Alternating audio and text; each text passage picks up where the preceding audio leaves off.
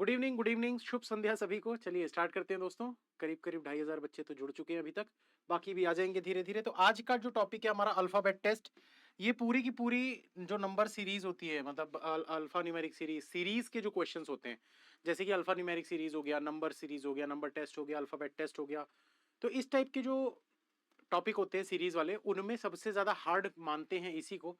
अभी तक आप लोगों को जो लग रहा था वो कुछ नहीं था, ये सबसे ज्यादा हार्ड लगेगा। हार्ड तो नहीं बोल सकते, लेकिन टाइम कंज्यूमिंग लगेगा। टाइम कंज्यूमिंग क्यों लगेगा? क्योंकि इसमें चीजें जो है वो बहुत ज्यादा आपको चेंज करनी होती है और उसमें समय लगता है। तो सबसे पहले तो एक चीज को याद रखना है आप लोगों को। एक चीज याद रखना है आप लोगों को, अगर याद नहीं है तो याद कर लेना। ABCDEFG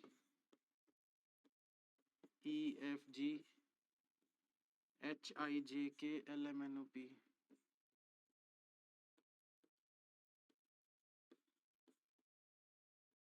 QRSTUVWXYZ।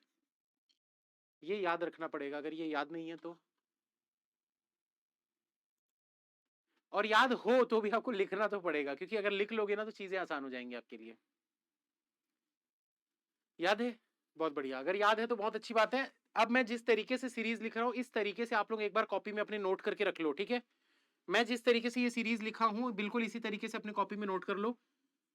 साथ में नंबर्स नोट कर लो, 1, 2, 3, 4, 5, 6, 7, 8, 9, 10, 11, 12, 13, 14, 15, 16, 17, 18, 20, 21, 22, 23, 24, 25, 26।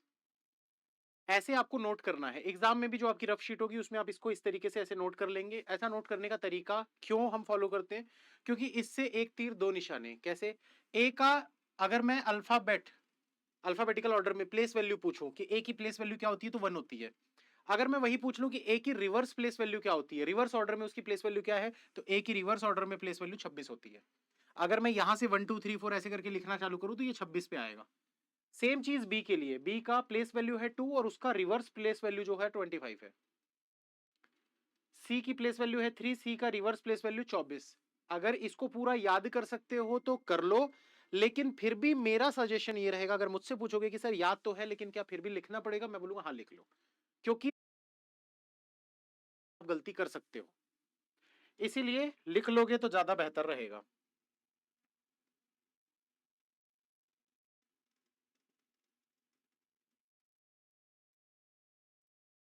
आए।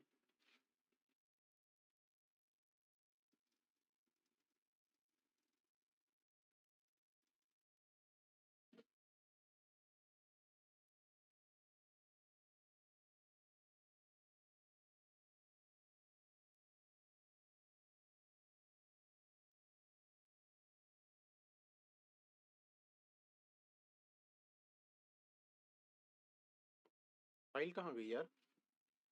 एक मिनट वेट करना दोस्तों, पीडीएफ ही नहीं दिख रही मुझे तो।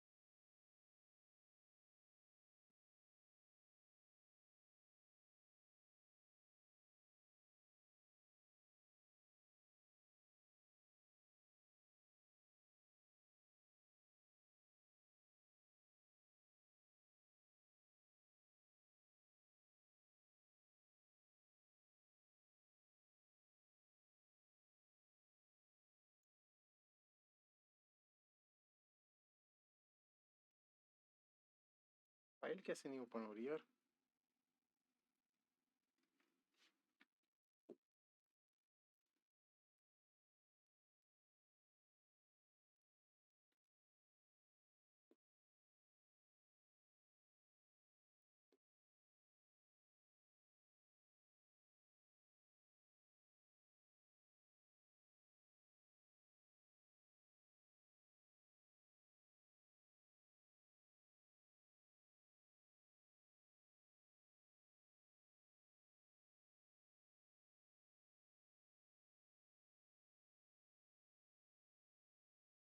आवाज आ रही है ना?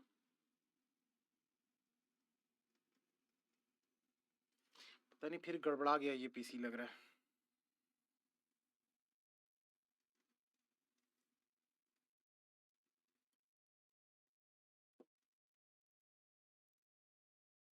चलो फाइनली आ गया पहला क्वेश्चन आपकी स्क्रीन पर।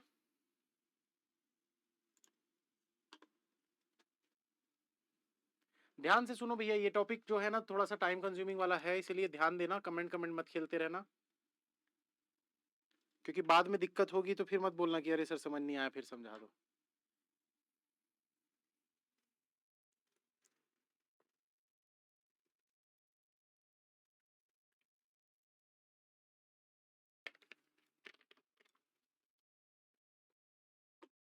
इस टॉपिक में दोस्तों एक बहुत इंपॉर्टेंट चीज आप लोगों को सीखना है, वो है ये।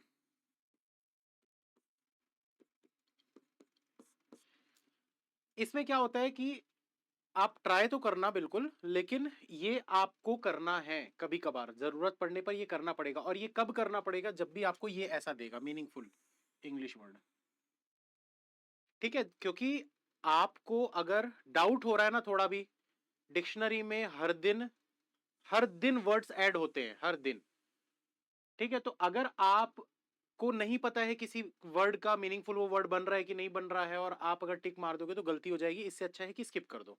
मीनिंगफुल वाला जब भी पूछेगा तो स्किप कर सकते हो, ठीक है? और ट्राई करके देख लो, अगर आपको लग रहा है कि हाँ आपका सही है तो फिर तुक्का भी मार सकते हो। तुक्का मतलब एक रिस्क ले सकते हो, कैलकुलेटेड रिस्क। तो इसमें करना क्या होता है, देखो ये एक एक वर्ड है। तो जैसा हमने नंबर टेस्ट में सीखा था कि जब नंबर बोलेगा तो हम पूरे 3 का जैसे सेट रहता था, 5 4 7 है मान लो, तो इसको हम क्या बोलते थे? नंबर। लेकिन अगर ये सिंगल की बात कर रहा है तो इसको हम क्या बोलते थे? डिजिट। तो सेम टू सेम यहां पर क्या करना है, जब आप पूरे वर्ड की बात करो इसको बोलेगा वर्ड, ठीक है? लेकिन अगर किसी एक की बात कर रहा है ऐसे, तो इसको क्या बोलेगा? सिर्फ जी है तो इसको बोलेगा लेटर। तो ये चीज का ध्यान देना है कि यहां पर लेटर बोल रहा है या वर्ड बोल रहा है। वर्ड बोलेगा मतलब पूरा वर्ड है ये, लेटर बोलेगा मतलब लेटर है, ठीक है? अब यहां पर क्या बोला? If the third alphabet of each of the words is change to the next alphabet in the English alphabetical series, which of the following will form a meaningful word. आपको बोल रहा है जो भी इनका थर्ड अल्फाबेट था, alphabet या letter जो भी है ना, तो थर्ड लेटर जो भी है वो क्या करना है? Change to the next alphabet in the English alphabetical order. तो एम के बाद क्या आता है? एम के बाद एन आता है, तो ये बन जाएगा जी यू एन, गन। टी के बाद यू आता है तो पी आई यू बन जाएगा ये। एस के बाद टी आता है तो टी डब्ल्यू टी बन जाएगा ये। B U A B C D E, D के बाद ई आता है, एल आई क्यू, पी के बाद क्यू आता है। तो अब यहां पर अगर आप देखोगे तो पूरे के पूरे इसमें आपको कौन सा वर्ड मीनिंगफुल दिख रहा है? मेरे हिसाब से तो मुझे सिर्फ एक ही दिख रहा है। अब जब आंसर चेक करेंगे तो पता चलेगा एक ही था कि ज्यादा थे। मुझे तो सिर्फ एक ही दिख रहा है, गन। यानी कि ये वर्ड किससे बन रहा है? जी यू एम से बन रहा है, तो आपका आंसर बनेगा ये।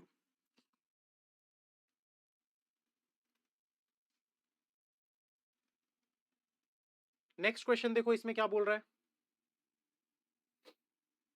इसमें बोल रहा है if the given words are arranged in the order as they would appear in dictionary from left to right. Dictionary देखना आता है ना सभी को?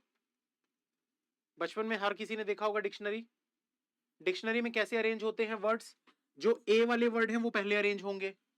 अब ए में अगर दो है, एक ए एन के यू एस एच है और एक अभिषेक है, इन दोनों में कौन सा वर्ड पहले आएगा? वैसे ये वर्ड नहीं है, ये नाम है, बट मैं एग्जांपल दे रहा हूं।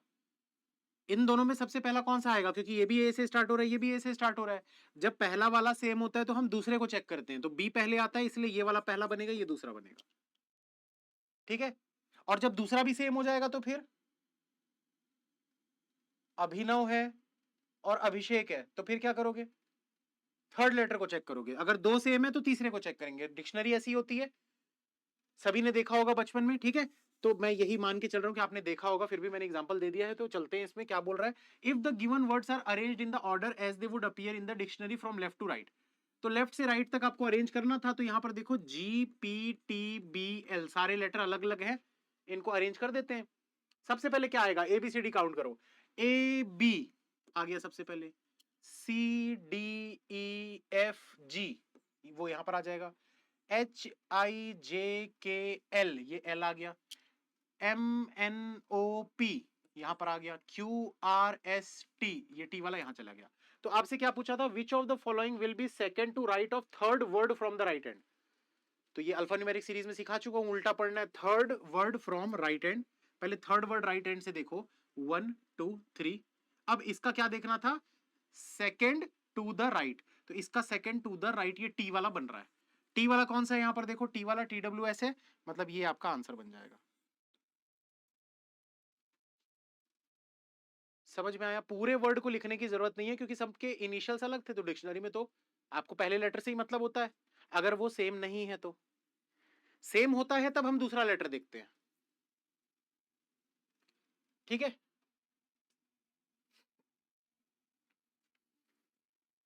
नेक्स्ट क्वेश्चन पढ़ो एक बार खुद से।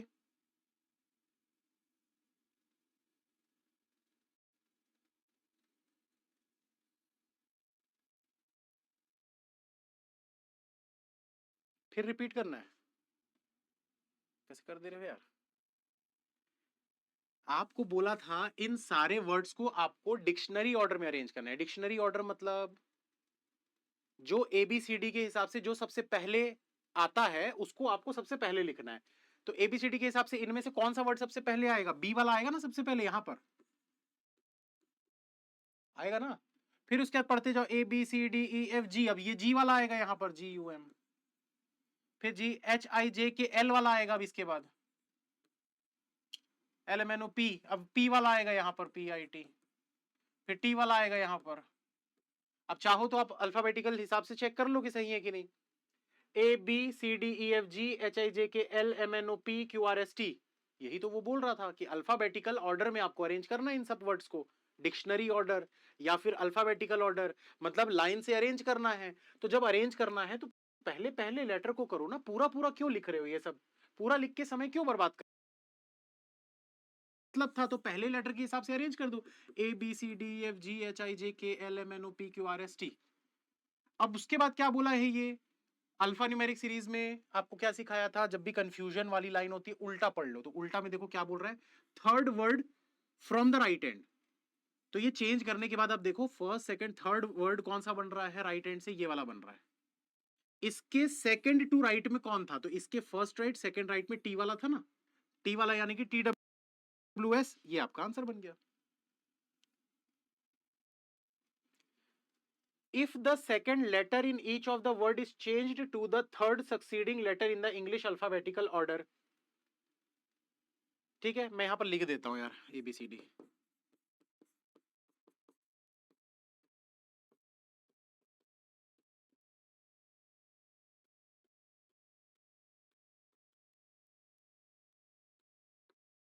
अब देखते जाओ इधर। If the second letter in each of the word, हर वर्ड का जो सेकंड लेटर है उसको थर्ड सक्सीडिंग, सक्सीडिंग बताया था क्या होता है, बाद वाला, प्रीसीडिंग मतलब पहले वाला, तो सक्सीडिंग थर्ड सक्सीडिंग बोल रहे हैं मतलब पहला दूसरा तीसरा। तो यहां पर देखो यू है, तो यू के तीसरे बाद में कौन सा दिखेगा आपको, यू के बाद VWX। ठीक है, यू के बाद VWX, तो X हो गया, यहां पर X से चेंज कर दो इसको। ठीक है, कलर दिख नहीं रहा है इसमें, ये कलर ले लेता हूं। उसके बाद देखो आई जो है, आई क्या हो जाएगा, IJKL हो जाएगा। W से 3 बाद में क्या है, Z है। U से 3 बाद में X था, पहले ही निकाल चुके थे हम। I से 3 बाद में L था, ये L बन गया। अब आपसे पूछा क्या है, how many words having one vowel will be formed. अब कितने ऐसे वर्ड बने जिसमें एक एक वॉवेल है, बता दो। GXM एक भी नहीं है, PLT एक भी नहीं है, TZS एक भी नहीं है, BXD एक भी नहीं है, LLP एक भी नहीं है, नन। एक भी ऐसा वर्ड नहीं बना जिसमें वॉवेल हो, खत्म। है टॉपिक बहुत आसान, लेकिन बस ये जो अल्फाबेट से देखना और चेंज करना होता है ना, इसी में गलती होती है। ACA एक बार देख लेते हैं सही है कि नहीं, ACA। तो देखो यहां पर तो क्या है, हमको एकदम क्लियरली दिख रहा था कि ये कोई वर्ड नहीं होता, ये भी कोई वर्ड नहीं होता, ये भी कोई वर्ड नहीं होता, ये भी कोई वर्ड नहीं होता। ठीक है, वॉवेल क्या है सर, हिंदी मीडियम से हो क्या?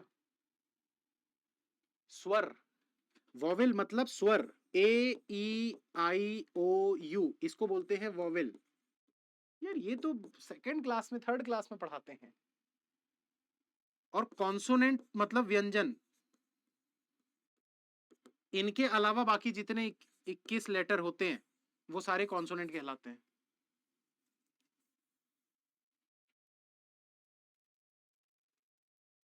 नेक्स्ट क्वेश्चन, चलो इसको देखो जल्दी से, एक बार ट्राई करो खुद से। हाँ जी सर, बस क्लास चल रही है।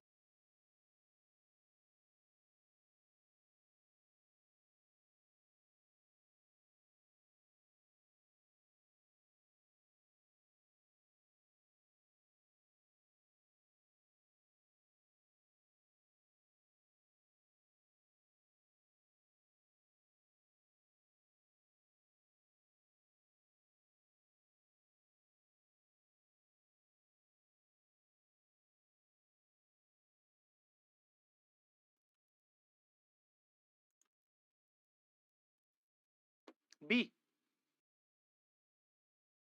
there in the English alphabetical series between, how many letters are there in the English alphabetical series between second letter of the word, second letter of the word which is third from the right? तो right side से third word कौन सा है? पहला, दूसरा, तीसरा, इसका second letter की बात कर रहा था ये। Second letter of the word which is third from the right, तो राइट से पहला, दूसरा, तीसरा, इसका सेकंड लेटर लेना था, यानी एन मिल गया हमको। अब क्या बोल रहा है? एंड द थर्ड लेटर, अब तीसरा लेटर देखना है किसका?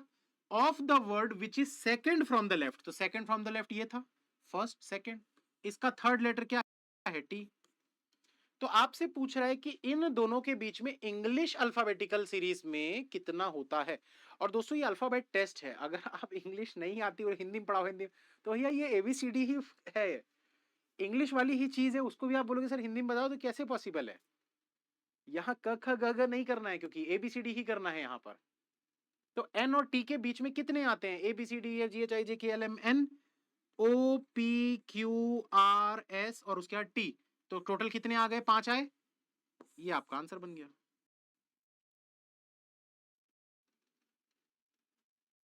नेक्स्ट क्वेश्चन को पढ़ो, सिर्फ नहीं बन रहा कोई बात नहीं, सिर्फ पढ़ो क्वेश्चन को, ताकि जब मैं समझाऊं तो थोड़ा सा समझ में आए आपको।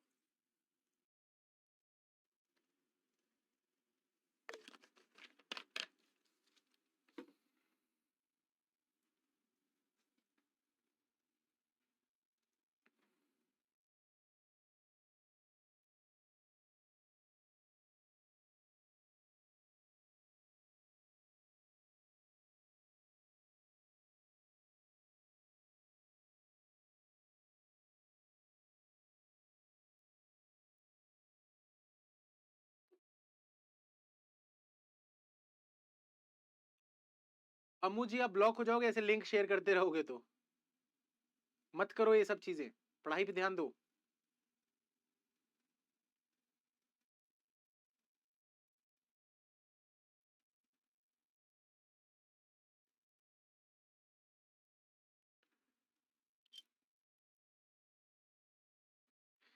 देखो यहां पर क्या बोल रहा है? If in each of the given words, अगर हर एक वर्ड में each of the consonant is change to the previous letter, हर कॉन्सोनेंट को उसके प्रीवियस लेटर से चेंज करना है।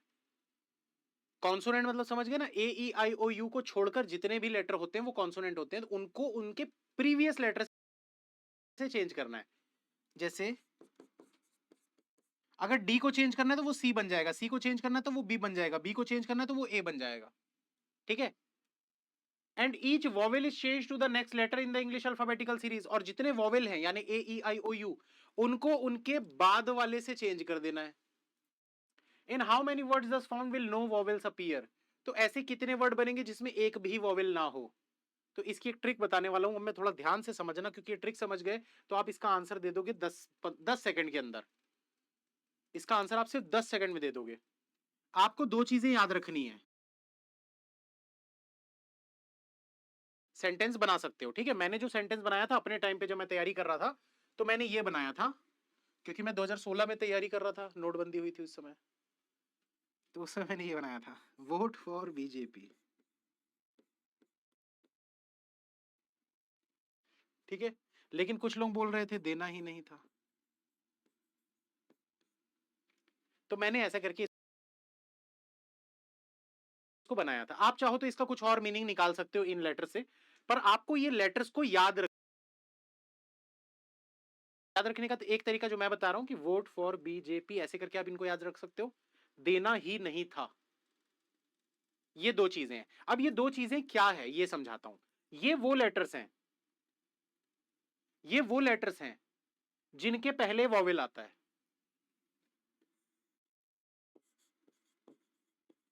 और ये वो लेटर्स हैं जिनके बाद में वॉवेल आता है। ये चाहो तो आप नोट कर लो, ये चाहो तो आप नोट कर लो। ठीक है, ये वो लेटर्स हैं जिनके पहले वॉवेल आता है। तो अब ये देखो कि कौन सा वॉवेल बनने वाला है, क्योंकि उसने क्या बोला है, how many words thus formed will no vowels appear. वो बोल रहा है कि ऐसे कितने वर्ड बनेंगे जिसमें कोई भी वॉवेल ना हो। वो पूछ रहे किसमें कोई भी वॉवेल ना हो, तो अगर वॉवेल निकल गया मतलब वो वर्ड हमारा एलिमिनेट हो जाएगा, होगा कि नहीं। वो बोल रहा है ऐसा कौन सा वर्ड है जो बनेगा जिसमें कोई भी वॉवेल ना हो। तो अगर मैं बता दूं कि यहां वॉवेल बनने वाला है, मतलब ये वर्ड हट गया ना, तो थोड़ा उल्टा चल रहे हैं हम यहां पर। तो अब यहां पर देखते हैं कि वॉवेल बनने वाले ये लेटर थे। तो देखो वी एफ बीजेपी कहां कहां दिख रहे हैं, पी दिख गया मतलब यहां वॉवेल बनने वाला है, तो ये विदाउट वॉवेल तो बन ही नहीं पाएगा वर्ड, क्योंकि कॉन्सोनेंट को क्या कर रहा था यहां पर देखो, if in each of the given word each of the consonant is change to the previous letter. तो अगर पी दिया हुआ है तो पी का प्रीवियस लेटर वॉवेल होता है ना, मतलब ये डेफिनेटली वॉवेल बन जाएगा। और अगर ये वॉवेल बन गया तो ये नो वॉवेल वाला कैसे वर्ड रहेगा, नहीं रह पाएगा ना, मतलब ये गया। और देखो वी एफ बीजेपी कहीं पर दिख रहा है क्या, वी एफ बीजेपी इसमें नहीं दिख रहा, वी एफ बीजेपी इसमें भी नहीं दिख रहा, जे इसमें दिख रहा है, ये भी वॉवेल बन जाएगा। जे को जब आप चेंज करोगे तो जस्ट प्रीवियस लेटर उसका वॉवेल होता है, ये भी वॉवेल बन जाएगा। इसमें देखो V F B J P दिख रहा है क्या, नहीं दिख रहा। तो हमने कॉन्सोनेंट का तो देख लिया। अब उसके बाद क्या बोला यहां पर, उसके बाद ये बोला है and each vowel is change to the next letter in the English alphabetical series. और जितने भी नेक्स्ट लेटर होते हैं, जितने भी नेक्स्ट लेटर वाले वॉवेल होते हैं, मतलब वॉवेल के बाद कभी भी वॉवेल नहीं आता, वॉवेल के बाद कभी भी वॉवेल नहीं आता, वॉवेल के बाद हमेशा कॉन्सोनेंट होता है। ए के बाद बी होता है, ई के बाद एफ होता है, यू के बाद वी होता है, आई के बाद जे होता है, एंड सो ऑन। ठीक है, पांच ही होते हैं, तो उनके जस्ट बाद में कॉन्सोनेंट ही होता है।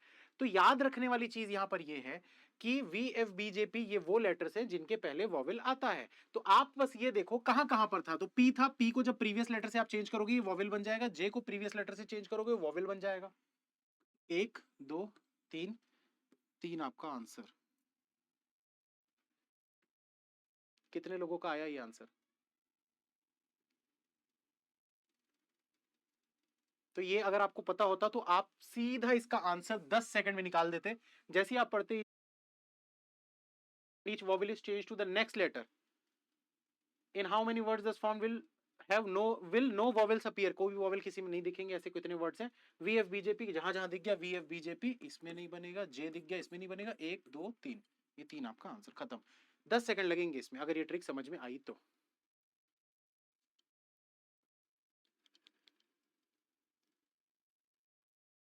फिर रिपीट करना है।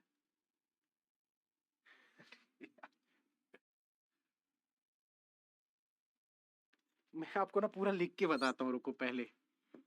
A B C D E F G H I J K L M N O P Q R S T U V W X Y Z. आपको क्या बोला था, आप ये देखो, आपको बोला था कि हर एक कॉन्सोनेंट को, जितने भी यहाँ कॉन्सोनेंट हैं उनको उनके प्रीवियस लेटर से चेंज करना है इसके हिसाब से। जैसे एम है तो एल बन जाएगा, एन है तो एम बन जाएगा, पी है तो ओ बन जाएगा, टी है तो एस बन जाएगा, एक्स है तो डब्ल्यू बन जाएगा। जस्ट प्रीवियस लेटर से बनाना है। जितने भी यहाँ पर कॉन्सोनेंट है, कॉन्सोनेंट मतलब व्यंजन। ठीक है, दूसरी चीज आपको क्या बोला था, आपको बोला था कि जितने भी वॉवेल दिख रहे हैं यानी स्वर दिख रहे हैं उनको उसके बाद वाले लेटर से चेंज करना है। ठीक है, तो जितने भी वॉवेल है, पहले वॉवेल को कर लेते हैं। ए जो है वो बी बन जाएगा, ए जो है वो बी बन जाएगा, यू जो है वो क्या बन जाएगा, यू के बाद वी आता है तो ये वी बन जाएगा। तो जितने वॉवेल पहले से थे, अब देखो अब क्या वो वॉवेल रह गए, नहीं रहे ना, क्योंकि कभी भी वॉवेल को आप उसके प्रीवियस लेटर से चेंज करो या उसके आगे वाले लेटर से चेंज करो, वो हमेशा कॉन्सोनेंट बन जाता है। ये बात अपने दिमाग में बैठा लो, रट लो एकदम। किसी भी कॉन्सोनेंट को किसी भी कॉन्सोनेंट को उसके बाद वाले लेटर से या फिर उसके पहले वाले लेटर से चेंज कर दोगे तो वो हमेशा कॉन्सोनेंट बनेगा। तो ये कॉन्सोनेंट बन गए हैं सारे। अब देखो जो बच गया है हमारे पास वो क्या है, सारे के सारे कॉन्सोनेंट है। कॉन्सोनेंट को क्या करना था, उसके प्रीवियस वाले से चेंज करना था। कमेंट कमेंट क्या खेल रहे हो यार, इधर ध्यान दो ना, फिर बोलते हो समझ नहीं आ रहा। इधर ध्यान दो भाई। जितने भी कॉन्सोनेंट हैं उनको उसके प्रीवियस लेटर से चेंज करना है। चलो करते जाएंगे। तो टी जो था वो क्या बन गया, टी जो है वो एस बन गया। पी जो था वो क्या बन जाएगा, देखो पी जो है वो ओ बन जाएगा। एस जो था वो क्या बन जाएगा, एस जो है वो आर बन जाएगा। टी जो था वो क्या बन जाएगा, टी को देखो टी जो है वो एस बन जाएगा। के क्या बन जाएगा, देखो के जे बन जाएगा। एन जो है वो क्या बनेगा, एम बन जाएगा। जे क्या बनेगा यहां पर देखो, जे जो था वो आई बन जाएगा।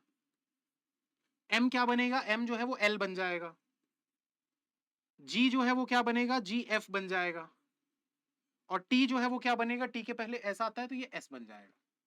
अब देखो यहां पर आपसे पूछा है how many words thus formed will no vowels appear. ऐसे कितने वर्ड बने जिसमें कोई भी वॉवेल नहीं है।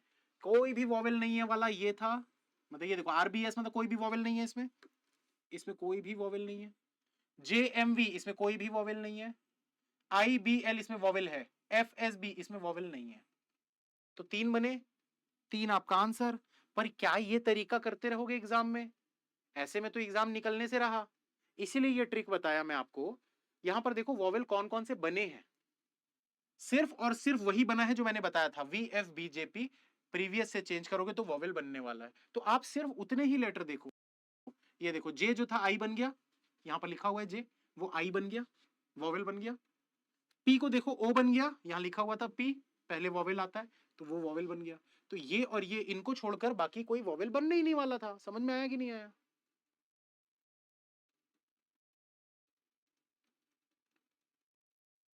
क्लियर है? इसके बाद भी अगर नहीं आया मतलब फिर आप कमेंट कमेंट देख रहे हो, फिर मैं कुछ नहीं कर सकता भैया। मैं उसी को पढ़ा सकता हूं जो पढ़ना चाहता है, जिसके अंदर चाह है पढ़ने की। नेक्स्ट, इफ वी प्लेस्ड ई, एक बार चेक कर लेते हैं नहीं तो छोड़ देंगे, ठीक है। पहले एक बार चेक कर लेते हैं कि क्या हमको कुछ समझ में आ रहा है, वरना फिर इसको स्किप करेंगे। तो इसमें क्या बोला, if we placed E at the end, T A P E बन जाएगा ये।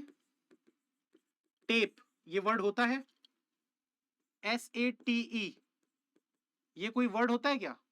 सेट, साटे सेट, मुझे तो नहीं लग रहा। के एन यू ई, नुई कुछ नहीं होता। जे A M E, G T A ई, हाँ मुझे एक ही लग रहा है, एक बार चेक कर लेंगे। ऐसा कैलकुलेटेड रिस्क मैं लेता हूँ एग्जाम में, आप भी चाहो तो ले सकते हो, ठीक है। जैसे आपको लग रहा है ना नहीं ये तो कोई वर्ड नहीं बनते, वो एक ही दिख रहा है तो टिक कर सकते हो।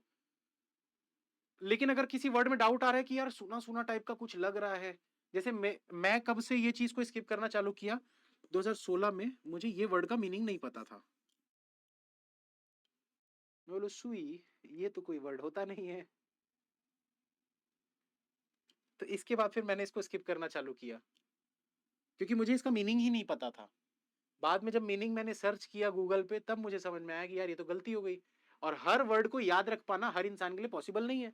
तो इसीलिए अगर आपको लग रहा है कि हाँ ये सब कोई वर्ड नहीं है, अब जैसे देखो ये जेम को भी देखकर लग रहा है कुछ वर्ड हो सकता है, तो अगर रिस्क लग रहा है ना कि हाँ कोई वर्ड हो सकता है, अगर आपको नहीं पता है तो आप फिर छोड़ दो, इसको स्किप कर दो। पर मैं अभी रिस्क लेके देखता हूँ एक बार, वन देखते हैं क्या आंसर आता है।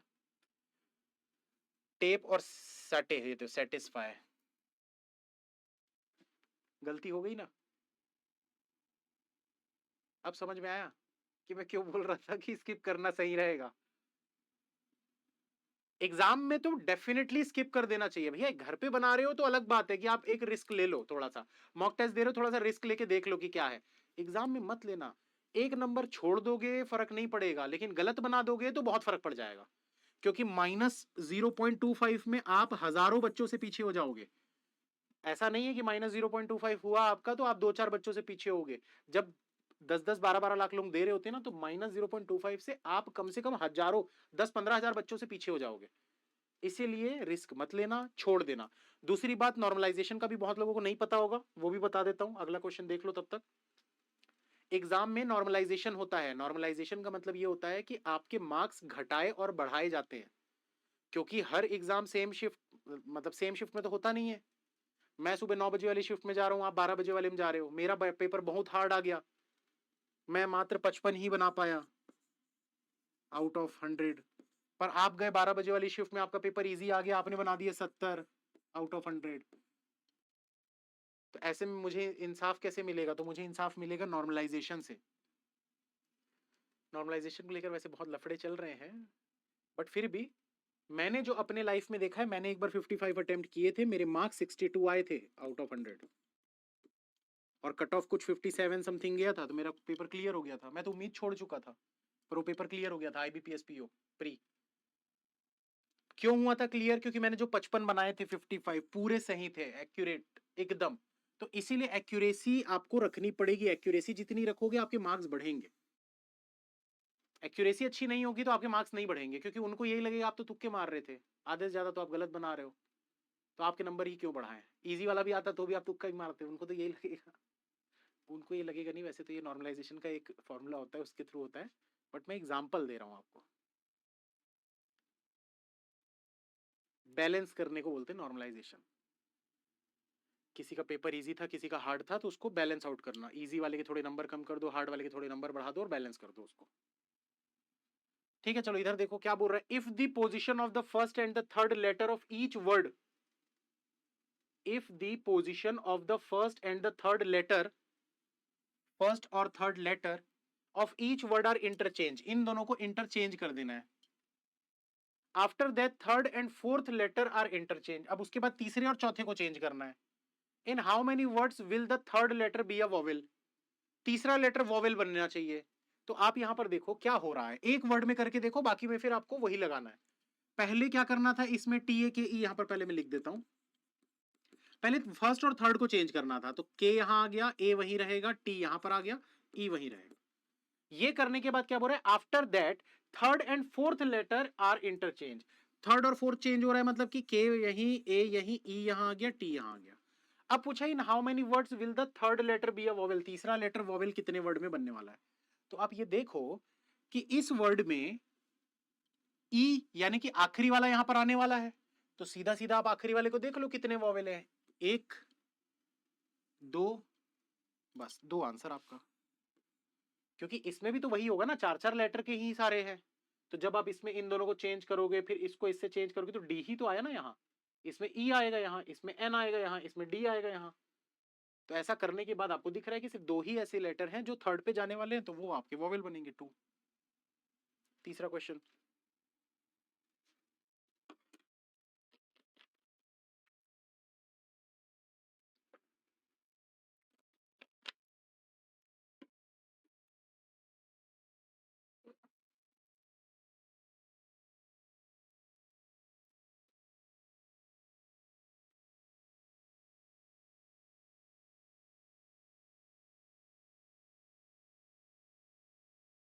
फिर रिपीट बोलते हो यार, आप लोग ध्यान नहीं देते हो। आपको बोला था, जैसे एक वर्ड में देख लो क्या बोला है वो करने के लिए। वो बोला था पहले और थर्ड को चेंज करना है, तो के यहां पर आ जाएगा, टी जो है वो इसकी जगह पे चला जाएगा, ए और ई वहीं रहेंगे। उसके बाद वो बोल रहा था इन दोनों को चेंज करना है, तो के और ए वहीं रहेंगे, ये लास्ट वाला इधर आ जाएगा और ये वाला इधर चला जाएगा। अब पूछ रहा था तीसरा लेटर, यानी कि यहां पर वॉवेल कितनी जगह पे आ रहे हैं। तो आप ये देखो ना कि यहाँ तीसरी जगह पे कौन सा लेटर आ रहा है, आखिरी वाला था ना, ये देखो टेक में देखो आखिरी वाला जो है वो यहाँ आ रहा है। तो आखिरी वाला अगर यहाँ आ रहा है, तो इसमें ये आखिरी वाला यहाँ आएगा, तो क्या ये वॉवेल है? नहीं है। ये वाला यहाँ आएगा, क्या ये वॉवेल है? हाँ है। ये वाला यहाँ पर आने वाला है, क्या ये वॉवेल है? नहीं है। ये वाला यहाँ पर आने वाला है, क्या ये वॉवेल है? नहीं है। ये वाला यहाँ पर आने वाला है, क्या ये वॉवेल है? हाँ, तो एक और दो, दो ही ऐसे वर्ड है जिसमें थर्ड लेटर वॉवेल बनेगा जब ये पूरा चेंज करेंगे। तो चाहो तो आप ऐसे करके देख लेना पूरा। भाई पूरा पूरा करने का अगर शौक है तो आप पूरा पूरा करके भी देख लो एक बार दो बार, उससे आपको थोड़ा सा क्लैरिटी मिल जाएगी कि क्यों ऐसा कर रहे हैं। If in the given words each letter will be arranged in reverse alphabetical order within the word। अब ऐसे क्वेश्चन में भी देखो दिमाग लगाना होगा, और यहां पर बार बार रिपीट मत बोलना क्योंकि अब ऐसे क्वेश्चंस बहुत सारे आने वाले हैं आगे। ठीक है, आपको बोला if in the given words, अगर आपको एबीसीडी आती है तो आप रिपीट नहीं बोलोगे। ठीक है, तो चलो देखते हैं कितने लोग को एबीसीडी आती है। If in the given words each letter will be arranged in reverse alphabetical order within the words, मतलब इस वर्ड के अंदर में मैं जितने लेटर्स लिखे हैं उनको रिवर्स अल्फाबेटिकल यानी जेड से लेकर ए की तरफ ऐसे अरेंज करूंगा। From right to left, from right to left मतलब जेड इधर ए इधर ऐसे। तो ये जो चार लेटर है इनको जेड से ए की तरफ ऐसे करके अरेंज करना है। ठीक है, उसके बाद क्या पूछ रहा है, which of the following word will end with a odd position letter according to the English alphabetical series. तो कौन सा ऐसा वर्ड है जो ऑड पोजिशन लेटर से खत्म होने वाला है? तो जब मैं ऐसे Z से A की तरफ कर रहा हूं मतलब आखिरी लेटर मेरा क्या बनेगा, जो भी सबसे हाईएस्ट लेटर होगा। जैसे अगर Z है तो वो आखिरी में चला जाएगा, अगर Y है तो वो आखिरी में।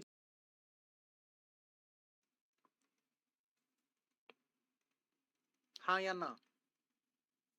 अगर मैं रिवर्स अल्फाबेटिकल ऑर्डर में अरेंज कर रहा हूं राइट से लेफ्ट की तरफ, मतलब Z उधर था A इधर था, ये रिवर्स अल्फाबेटिकल ऑर्डर हो गया।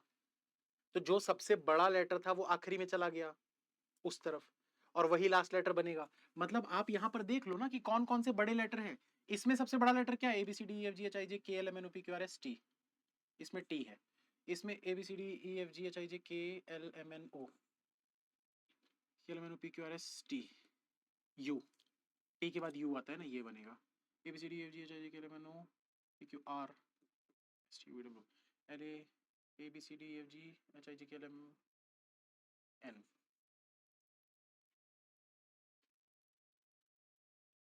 तो ये वो लेटर्स हैं जो लास्ट लेटर बनने वाले हैं, ये वो लेटर्स हैं जो लास्ट लेटर बनने वाले हैं, जो वो बोला करके देख लेना, यही वो लेटर्स बनेंगे जो आखिरी आखिरी में आएंगे यहाँ पर। तो यही आपको समझना था कि कैसे, क्योंकि पूरा पूरा करोगे उतना समय एग्जाम में नहीं रहेगा, आपको हार्डली 10 से 20 सेकंड में आंसर देना होता है। तो जब आपको ये समझ में आया कि T O U R N है, तो T O U R N में से कौन सा ऐसा वर्ड है जिसकी पोजिशन ऑड होती है?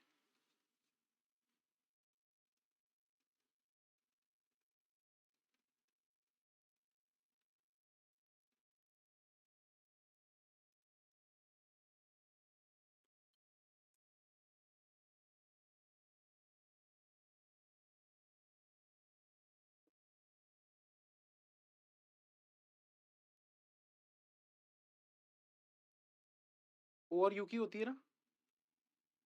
समझ नहीं आया, फिर से करवा दूंगा, समझा दूंगा, रुक जाओ, पहले ये तो बताओ।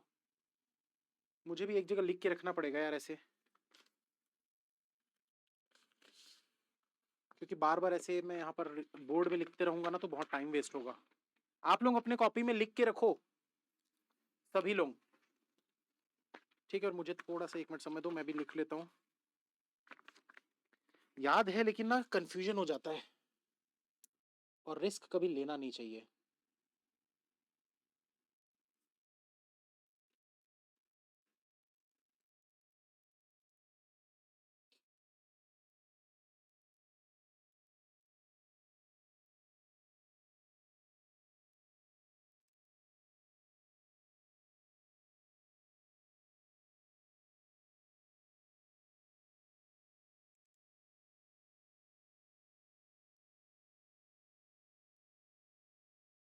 तो इसमें क्या क्या था देखो, टी, टी जो है ये तो इवन है, ओ, ओ ऑड है, यू, यू भी ऑड है, KLMNOP QRST UVWX, R, R नहीं है, एन, एन भी नहीं है। तो यार आंसर तो ये आ रहा है मेरा। ठीक है, तो इस हिसाब से ना बोथ नहीं बनेगा, ये देखो दो ऑप्शन आपको दिख रहे ओ और यू, पर इसमें ये वाला जूट तो जो था वो वर्ड में ही नहीं है।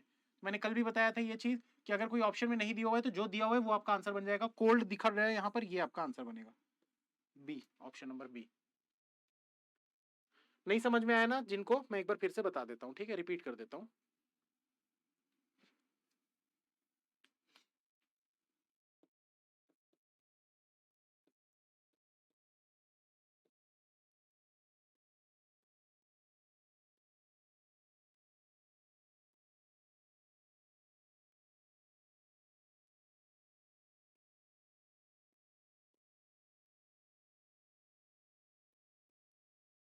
अच्छे से समझना, जिनको आ गया वो भी अच्छे से समझना, क्योंकि इसी टाइप से अब क्वेश्चंस आपको आगे और देखने को मिलेंगे।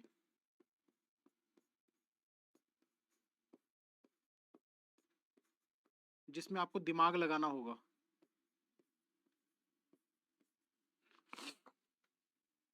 ठीक है, देखो क्या बोला, if in the given words each letter will be arranged in reverse alphabetical order. Reverse alphabetical order क्या होता है, सबसे पहले तो ये समझा। रिवर्स अल्फाबेटिकल ऑर्डर का मतलब होता है जब मैं Z से पढ़ना चालू करूंगा A तक, ZYXWVUTSRQPONMLKJIHGFEDCBA, ये होता है reverse alphabetical order. Alphabetical order क्या होता है, जब आप ABCD करके पूरा Z तक पढ़ते हो। ये समझ में आ गया ना सभी को, रिवर्स क्या होता है और अल्फाबेटिकल क्या होता है। अब यहां पर आपको बोल रहा है कि अगर रिवर्स अल्फाबेटिकल में मतलब उल्टे Z से हम जब स्टार्ट करेंगे तो जो भी पहले आएगा उसको पहले अरेंज करेंगे, फिर उसके बाद जो आएगा उसको अरेंज करेंगे, फिर उसके बाद जो आएगा उसको अरेंज करेंगे। लेकिन किस डायरेक्शन में अरेंज करना है, within the word from right to left, मतलब ऐसे राइट से लेफ्ट की तरफ। तो जो भी सबसे पहले आएगा जेड से जब आप स्टार्ट करोगे वो यहां पर आ जाएगा, ठीक है। फिर उसके बाद यहां पर आ जाएगा। तो हम क्या मान लेते हैं, ऐसा मान के चलते हैं एग्जाम्पल के तौर पर ए जेड वाई और बी ये चार लेटर है, ठीक है। अब इनको अगर रिवर्स अल्फाबेटिकल ऑर्डर में करना है तो क्या होगा, Z सबसे पहले आएगा, जैसे ही मैं उल्टा ऐसे पढ़ना चालू करूँ Z सबसे पहले आएगा, इसको मैं राइट में लिखूंगा। उसके बाद फिर क्या आएगा, Z के बाद Y आएगा तो Y को मैं लिखूंगा। फिर ऐसा पढ़ते पढ़ते जब मैं ऐसे करके पूरा घूम के ऐसे पहुंचूंगा तो फिर B आ गया पहले, तो फिर B को लिखूंगा यहाँ। उसके बाद फिर A आ गया तो A को लिखूंगा। समझ में आया। तो अगर ये राइट साइड से आप बोल रहे हो कि ये रिवर्स अल्फाबेटिकल है, तो इस तरफ से अल्फाबेटिकल ऑर्डर हुआ ना, ABCD EFGHIJKLMNOP QRST UV WXYZ। तो इधर से तो ये अल्फाबेटिकल हुआ, उधर से ये रिवर्स था तो इधर से ये अल्फाबेटिकल था। तो मैंने यही चीज दिमाग में अपने लाया कि जब ये राइट से लेफ्ट में रिवर्स में बोल रहा है, मतलब इधर से उधर हमको अल्फाबेटिकल करना है। अल्फाबेटिकल करना आसान होता है, हमको याद होता है, बचपन से हम रटे होते हैं ABCDEFGH। पर क्या आपने ऐसा रटा है क्या कभी ZYX, कोई नहीं रटा। तो वो चीज करना पॉसिबल नहीं है, मुश्किल है, ये देखना पड़ेगा। इसीलिए बेस्ट है कि आप अपना दिमाग का यूज करो। उसने बोला है उधर से रिवर्स है तो इधर से अल्फाबेटिकल है, तो मैं इधर से अरेंज करूंगा। तो इन सब वर्ड को जो भी लेटर उनके अंदर है अल्फाबेटिकल में मैं इस तरफ से ऐसे अरेंज करूंगा। तो क्या होगा, जो भी सबसे आखिरी में आने वाला लेटर है वो लास्ट में यहां पर आ जाएगा। जैसे अगर ये चार लेटर होते तो जेड सबसे आखिरी में आता ना, यहां आता कि नहीं, ये देखो आया ना आखिरी में।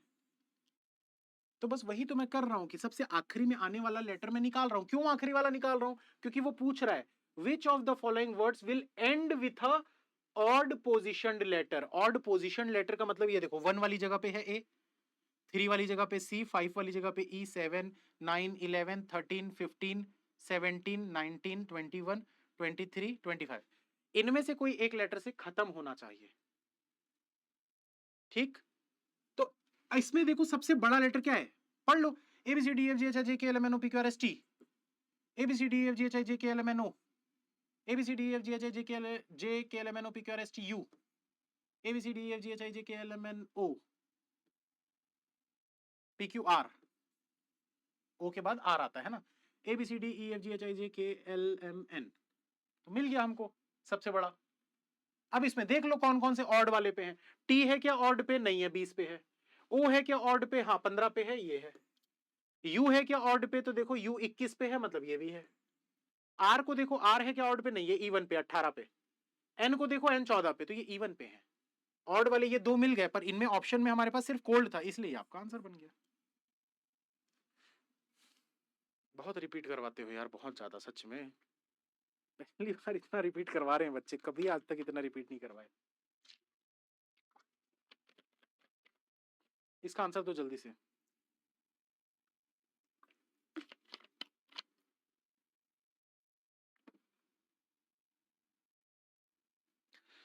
जो छुट्टी छुट्टी कर रहे हैं जाओ, भाग जाओ यहाँ से।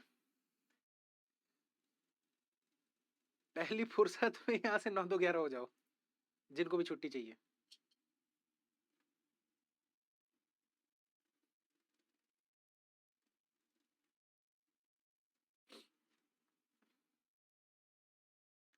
देखो क्या बोला है इसमें, देखो if the first letter of every word is interchange with the 25th letter of the reverse English alphabetical series. क्या बोला है? If the first letter of every word, पहले लेटर को सारे वर्ड में इंटरचेंज करना था with the 25th letter of reverse English alphabetical order. तो जब रिवर्स इंग्लिश अल्फाबेटिकल ऑर्डर में जाओगे आप, तो 25th लेटर कौन सा होगा? इधर से जाओगे ऐसे, ये देखो रिवर्स अल्फाबेटिकल ऑर्डर में जाओगे तो ये 1, ये 2, ये 3, ये 4, ये 5, ये 6। तो ऐसे देखने से अच्छा है आप सीधा देख लो 25th के ऑपोजिट वाला कौन सा है, बी। यानी वो बोल रहा है कि पहले लेटर को बी से चेंज करना है। रिवर्स कभी भी बोलता है ना रिवर्स अल्फाबेटिकल ऑर्डर, तो नंबर चेक करने के लिए आप ये देखो बी का 2 है ना, तो इसका रिवर्स अल्फाबेटिकल ऑर्डर 25 होगा। तो उसने 25 बोला, यानी कि बी की बात कर रहा है वो। तो यहां पर हमको पहले वाले को बी से चेंज कर देना था।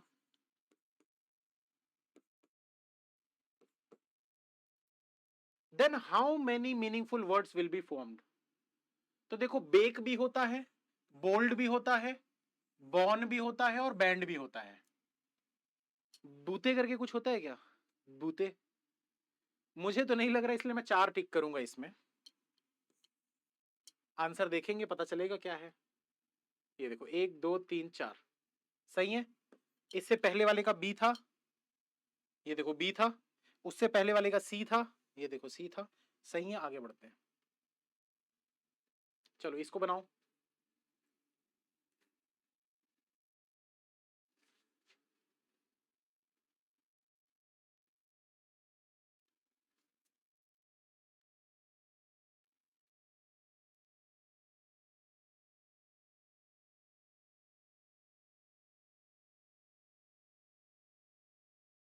सर एग्जाम में इन्विजिलेटर लिखने नहीं देता, कैसे लिखो? अरे एग्जाम स्टार्ट हो जाए उसके बाद लिख लो, क्या फर्क पड़ता है। सबसे पहले जो भी आपका सेक्शन आएगा लिख लो, 10 15 सेकंड लगेंगे, 20 सेकंड लगेंगे, लिख लो एक बार।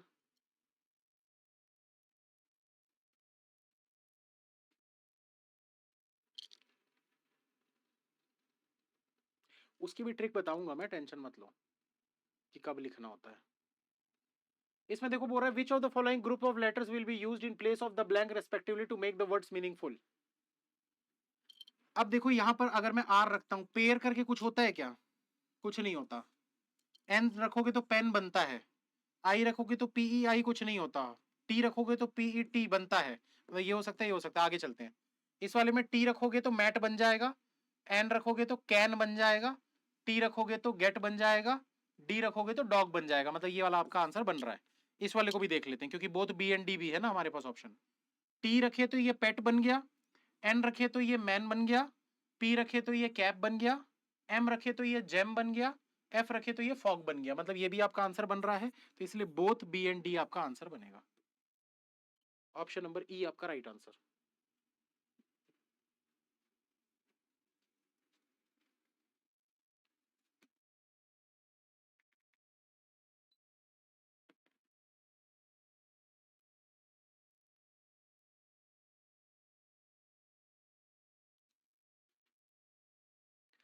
as many consonants to left of the third letter of the word which is first from the right hand। जब नहीं समझ में आता ना, जिनको भी नहीं आ रहा, जिनको भी प्रॉब्लम हो रही है, आप उल्टा पढ़ा करो। जैसे यहां पर मैं रुक गया हूं ना, अभी अभी इतने को उल्टा देखो। पहले क्या बोला है, which is first from the right hand. तो first from the right hand, ये देखो राइट साइड से पहला ये है। अब इसके लिए क्या बोल रहा था, as many consonants to the left of the third letter, यानी इसका थर्ड लेटर। तो जी के लेफ्ट में जितने भी होंगे बोल रहा है, as many letters to the right of dash according to English alphabetical series। तो जी के लेफ्ट में जितने भी होते हैं, as many consonants to the left बोला है, जी के लेफ्ट में कितने कॉन्सोनेंट्स होते हैं? यहां लिखा था सीरीज में, देखो जी के लेफ्ट में कितने कॉन्सोनेंट होते हैं? 1 2 3 4, टोटल 4 कॉन्सोनेंट होते हैं इंग्लिश अल्फाबेटिकल सीरीज में। जी के लेफ्ट में टोटल 4 कॉन्सोनेंट होते हैं। तो वही चीज बोल रहा है, as many consonants to the left of the third letter of the word which is first from the right hand, मतलब जी के लेफ्ट में 4 कॉन्सोनेंट्स होते हैं। तो as many letters to the right of, as many letters to the right of, तो आखिरी से Z से पांचवा लेटर कौन सा है? मतलब कि Z Y X W V, V आपका आंसर बनेगा। वी यानी ऑप्शन नंबर बी आपका राइट आंसर, क्योंकि वी के बाद ये देखो वी के राइट में 4 दिख रहे, तो इसलिए वी आपका आंसर बन गया।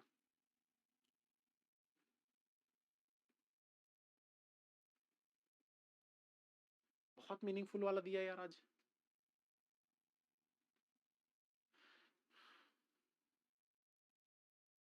चार बनेंगे इसमें, क्योंकि ये टॉग करके कुछ नहीं होता मेरे ख्याल से, बाकी तो सब बन रहा है। टी रखोगे तो यहां पर पेट, मैट, कैट, गेट, 1 2 3 4 डी, ठीक है। ये दोस्तों टेलीग्राम का क्यूआर कोड है, इसको आप स्कैन करके ज्वाइन कर लेना, जिसने भी नहीं किया है अभी तक, ठीक है। क्या नहीं समझे यार फिर? ये वाला बोल रहे हो?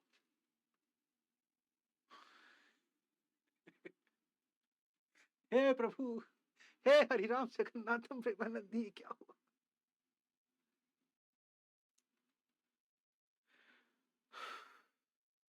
फिर से बताता हूं, देखो ध्यान देना। आपको बोल रहा है as many consonants to the left of, मतलब जितने कॉन्सोनेंट्स लेफ्ट की तरफ में हैं, किसके लेफ्ट में बोल रहा है पहले वो देखो। As many consonants to the left of, तो किस लेटर के लेफ्ट में कॉन्सोनेंट्स गिनने की बात कर रहा है, वो आगे बोल रहा है। थर्ड लेटर, तीसरा लेटर, किसका तीसरा letter? Of the word which is first from the right hand, तो राइट साइड से पहला वर्ड का तीसरा लेटर ये है। तो बोल रहा है इसके लेफ्ट में जितने कॉन्सोनेंट हैं, A B C D E F G, तो इसके लेफ्ट में कितने कॉन्सोनेंट है गिनो। ई तो वॉवेल है, ए तो वॉवेल है, कितने हो गए? 1 2 3 4, तो उतने ही होने चाहिए as many letters to the right of, उतने ही लेटर होने चाहिए राइट में according to the English alphabetical series. तो अल्फाबेटिकल सीरीज में 4 लेटर किसके बाद आते हैं? वी के बाद आते हैं ना, वी के बाद डब्ल्यू एक्स वाई जेड, 4 लोग आ गए, तो वी आपका आंसर।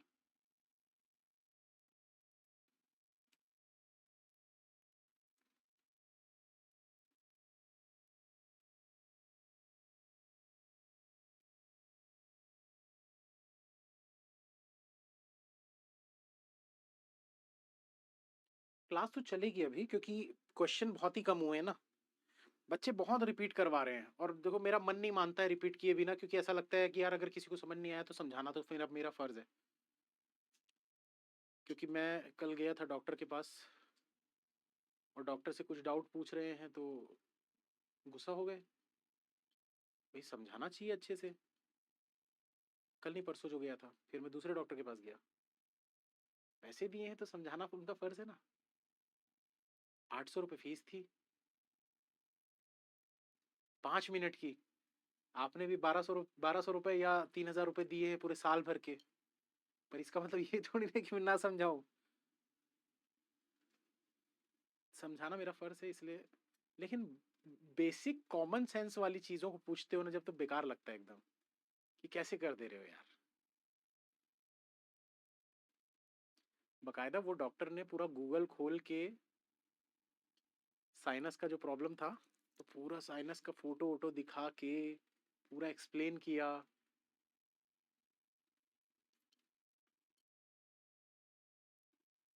ऐसा लग रहा था कि अपुनी जी डॉक्टर है। After arranging letters vowels first, consonants letter within the word. ठीक है, बोल रहा है कि आफ्टर अरेंजिंग लेटर, सब लेटर को अरेंज करना है। कैसे अरेंज करना है? वॉवेल को पहले अरेंज करना है, फिर कॉन्सोनेंट को उसके बाद में अरेंज करना है within the word. Count how many such words have a vowel at positions even position. तो आपको ये देखना है कि कितने ऐसे वर्ड्स बनेंगे जिसमें वॉवेल इवन पोजीशन पे आएंगे। तो इवन पोजीशन मतलब कि या तो यहां पर या तो यहां पर। तो भाई यहां पर तो वॉवेल आएगा ही आएगा अगर दो है तो, क्योंकि अगर दो वॉवेल है तो पहला वॉवेल यहां फिर यहां, तो यहां तो आएगा ही आएगा। और यहां पर वॉवेल आना पॉसिबल नहीं है क्योंकि चारों ही वॉवेल होने चाहिए। चारों वॉवेल से कोई वर्ड बनता है क्या? कोई वर्ड नहीं बनता। ऐसा बनता भी होगा तो यहां तो नहीं दिख रहा है हमको कोई ऐसा वर्ड जिसमें चारों वॉवेल है। तो इसलिए हमको बस ये देखना है कि जहां जहां दो दो वॉवेल दिख रहे हैं जिस वर्ड में, वो वर्ड आपका बन जाएगा। जैसे कि यहां देखो ओ और ए था, इसमें ए और ई था, ये भी बनेगा। इसमें सिर्फ एक वॉवेल है, ये नहीं बनेगा। इसमें भी एक वॉवेल है, ये नहीं बनेगा। इसमें दो है, ये बन जाएगा। टोटल 3 आपका आंसर। मुझे पता है आप फिर बोलेंगे रिपीट, तो मैं फिर से खुद ही कर देता हूँ रिपीट। क्या बोला है वो ये बोल रहा है कि जब आप वॉवेल्स को पहले अरेंज करोगे और बाद में कॉन्सोनेंट को अरेंज करोगे तो इवन पोजीशन पे वॉवेल आना चाहिए। ऐसे कौन कौन से वर्ड आपको दिख रहे हैं? तो इवन पोजीशन मतलब ये देखो, ये 1 है, ये 2 है, ये 3 है, ये 4 है। ठीक है, और पहले हमको वॉवेल अरेंज करना है। क्या नो? अरे बता ही देता हूं, रुक जाओ। तो 1 2 3 4, अब जहां पर एक ही वॉवेल है तो वो तो सिर्फ 1 वाली जगह पे आएगा ना। जैसे इसको देखो, हेल्प में एक ही वॉवेल है तो ये पहले आ गया। अब बाकी तो सारे कॉन्सोनेंट है। तो इवन पोजीशन ये था और ये था, यहां पर वॉवेल आया क्या? नहीं आया ना, मतलब ये नहीं बनेगा। इसमें भी देखो एक ही वॉवेल है, ये भी नहीं बनेगा। इसमें दो थे, ये बन जाएगा। इसमें दो थे, ये बन जाएगा। इसमें दो थे, ये बन जाएगा। 3 आपका answer. How many meaningful words can be formed using all the letters of the fourth word from the right hand? Fourth word from the right hand, 1 2 3 4। In letters को यूज करके कितने मीनिंगफुल वर्ड बन सकते हैं? ऐसे question को मैं तो स्किप कर देता एग्जाम में यहां, क्योंकि 4 फैक्टोरियल बन रहा है। मतलब टोटल 4 लेटर है, 4 लेटर से कितने कॉम्बिनेशंस बनेंगे? 4 फैक्टोरियल। तो अगर 4 फैक्टोरियल है मतलब 4 × 3 = 12 × 2 = 24, 24 कॉम्बिनेशन टोटल इससे बनेंगे, CARE से। फैक्टोरियल मतलब पता है ना, 4 × 3 × 2 × 1, 4 × 3 = 12 × 2 = 24, टोटल 24 कॉम्बिनेशन बनेंगे जब आप इन लेटर्स को आगे पीछे करके अरेंज करोगे। तो क्या इतना पॉसिबल समय है आपके पास कि 24 कॉम्बिनेशंस बनाकर आप देख लो कि कितने मीनिंगफुल बन रहे हैं? नहीं बना सकते ना, नहीं बना सकते, टाइम ही नहीं है उतना आपके पास। इसीलिए ऐसे क्वेश्चन को स्किप कर देना चाहिए।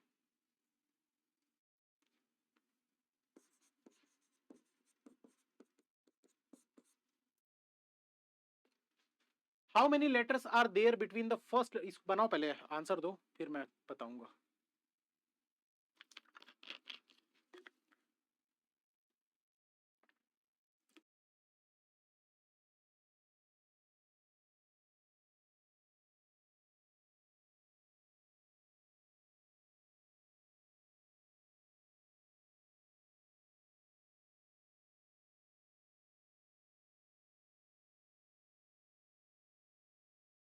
एग्जाम क्रैक किया हूं तो मैथ्स तो अच्छी होगी ना।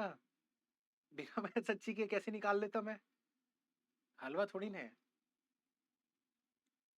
इंग्लिश भी अच्छी है मेरी, मतलब अच्छी मतलब पढ़ा नहीं सकता, लेकिन हाँ 30 क्वेश्चन का जैसे प्रीलिम्स टिक करूंगा, 20 आराम से टिक आंसर आ जाए, 20 नंबर आराम से आ जाएंगे।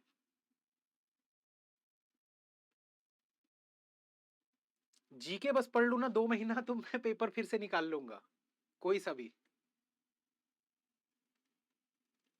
How many letters are there between the first letter, answer आ गए बहुत लोगों के, चलो देखते हैं इधर। How many letters are there between the first letter of the second word from the left hand? क्या बोला है? ऐसे कितने लेटर्स हैं, पहले लेटर, किसका पहला letter? Of the second word from left, left side से सेकेंड वर्ड का पहला लेटर, यानी सी। ठीक है, एंड द थर्ड लेटर, तीसरा लेटर, किसका तीसरा letter? Of the fourth word from the left, 1 2 3 4, इसका तीसरा लेटर यानी एल। तो पूछ रहा है इन दोनों के बीच में कितने लेटर होते हैं?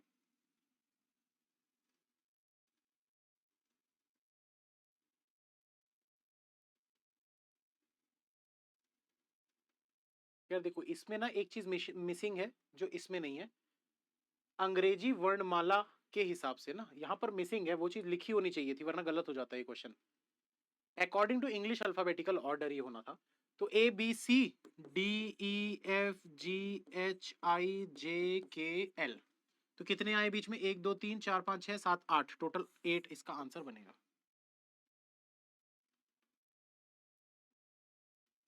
देखो इसमें टोटल 3 बन रहे हैं, केयर, रेस और एकड़, एकर।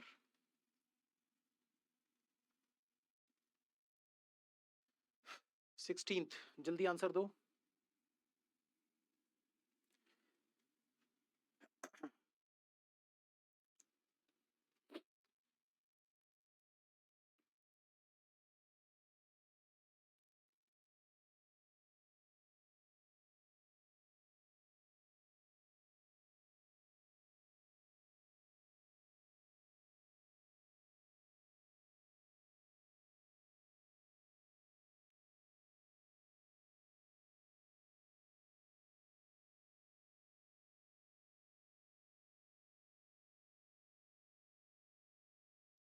जॉब क्यों छोड़ दिए आप?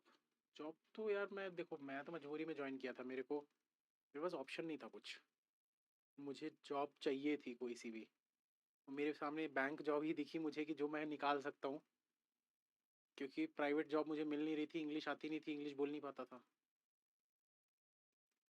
तो मेहनत करके ज्वाइन किया, लेकिन तब तक पढ़ाना चालू कर दिया था यूट्यूब पे, और अच्छा खासा मतलब सब्सक्राइबर बढ़ गए थे, 50 60 70 हज़ार सब्सक्राइबर हो गए थे। तो मैं बोला पढ़ाने में मजा आ रहा है, यही कर लेते हैं यार, जॉब में क्या रखा है करके, तो मैं छोड़ दिया।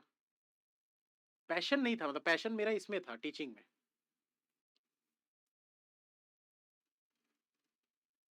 If in each of the given words every consonant is change to its previous letter, क्या देखो क्या बोला है, if in each of the given word, हर वर्ड में every consonant is change to its previous letter.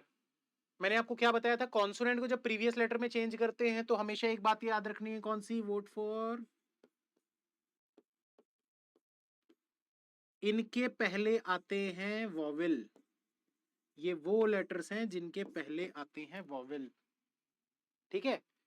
तो consonant को जब भी प्रीवियस लेटर में चेंज करेगा तो वी एफ बीजेपी ऐसे लेटर्स हैं जिनके पहले वॉवेल आता है, एंड एवरी लेटर्स हैं जिनके पहले वॉवेल आता है, and every vowel is change to its next letter. तो कभी भी वॉवेल को आप नेक्स्ट लेटर में चेंज करो चाहे प्रीवियस में चेंज करो, वो कॉन्सोनेंट बन जाएगा। अब उसके बाद बोल रहा है, then in how many words thus formed at least one vowel will appear, कम से कम एक वॉवेल होना चाहिए, कम से कम एक वॉवेल। तो वो एक वॉवेल कहां से मिलेगा, जब इनमें से कोई एक लेटर होगा। क्यों?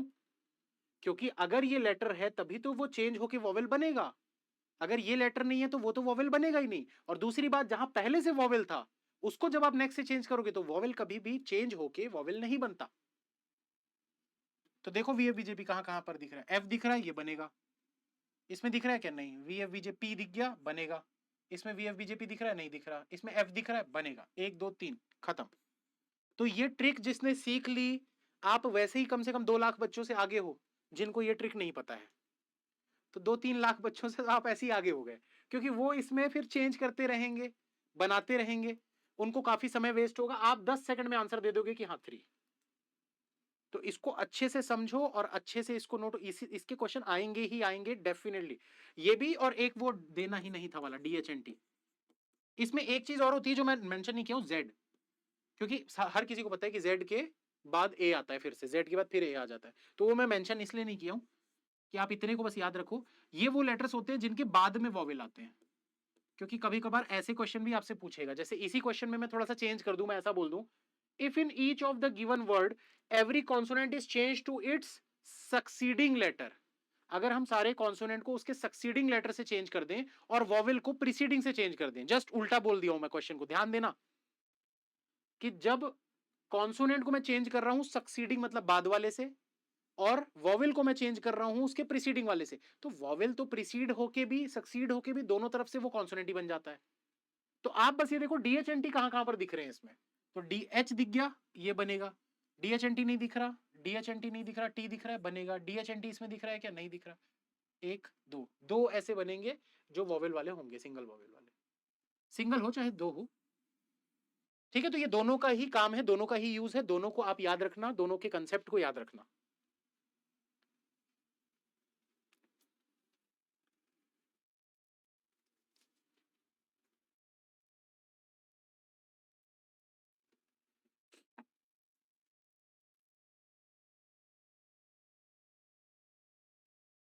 ओवरफ्लो हो गया, चलो कोई नहीं, बस 20 तक करते हैं, उसके बाद फिर कुछ दो चीजें और बताऊंगा, जैसे कल आपको दो चीजें बताया था ना, वैसे ही आज दो चीजें और, दो नहीं तो एक आध चीज तो और बताऊंगा।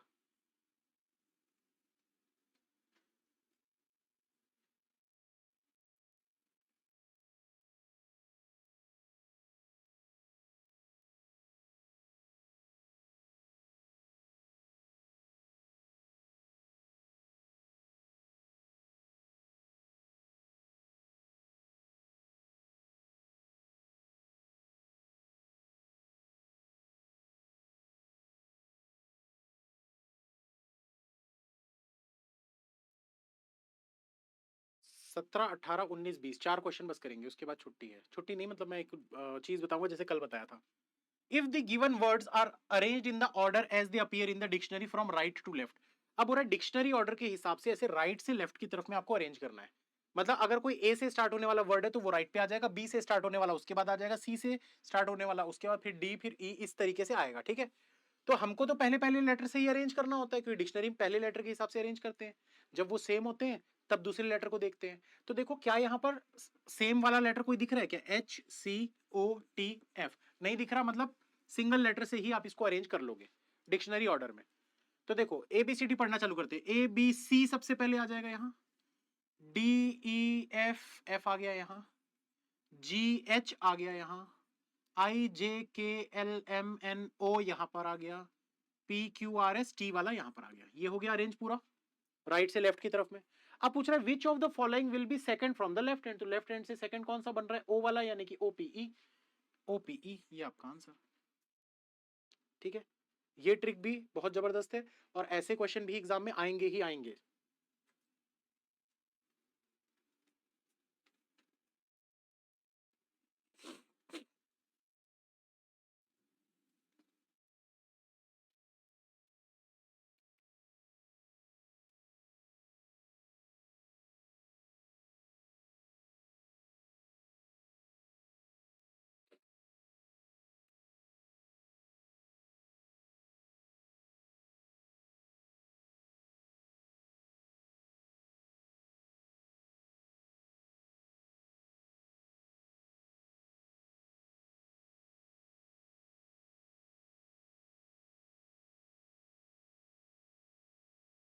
देखो यहां पर क्या बोले, which of the following letters will be added to the third word. Third word इधर बिगिनिंग, और अब देखो थर्ड वर्ड की बात कर रहा है, लेफ्ट राइट तो बोला नहीं है, क्यों? क्योंकि इधर से भी 1 2 3 यही है, 1 2 3 यही है, तो इसी की बात कर रहा है। O P E. अब और इनमें से कौन सा ऐसा लेटर है जिसको आपको अरेंज करना है इसमें थर्ड वर्ड में, इधर बिगिनिंग और एट द एंड, या तो यहां पर लगाना है या तो यहां पर लगाना है, और वो मीनिंगफुल बन जाना चाहिए। एन लगा के देखो, तो एन को अगर मैं यहां पर लगाऊंगा तो ओपन बन जाएगा, अगर एन को मैं यहां लगाऊंगा ओपन बन जाएगा, मतलब ये तो यूज हो रहा है। बी को लगा के देखो, ओपीई बी कोई वर्ड होता है क्या? ओपेब नहीं होता। बी ओ पीई बोप, मुझे तो नहीं लग रहा है ना। आर को देखते हैं, आर ओ पीई रोप होता है, रोप रस्सी, ये तो यूज होगा। जेड को लगा के देखो, जोप, जोप तो मेरे ख्याल से नहीं है। ओपेज, ये ओ लेकिन है ना, वी न डोप शो। गाना याद आ जा रहा है। तो जेड को लगाओगे तो देखो जोप कुछ नहीं बन रहा, ओपेस भी बनाओगे तो ओपेस भी कुछ नहीं, मेरे ख्याल से नहीं होता। तो ये दो लग रहे 1 और 3। तो मैं अगर तुक्का मारता तो मैं ये मारता ऑप्शन नंबर ई को, तुक्का मारता तो मतलब रिस्क लेता तो ये करता, वरना मैं छोड़ देता, स्किप कर देता। तो देखते हैं आंसर इसका सही है कि नहीं। 18 वाले का ई, 18 वाले का ई ठीक है, सही है। तो ऐसे कैलकुलेटेड रिस्क आप ले सकते हो एग्जाम में, बेदम तुक्का नहीं लगाना है कुछ भी, कभी कभार रिस्क ले सकते हो। ठीक है, चलो दो क्वेश्चन और।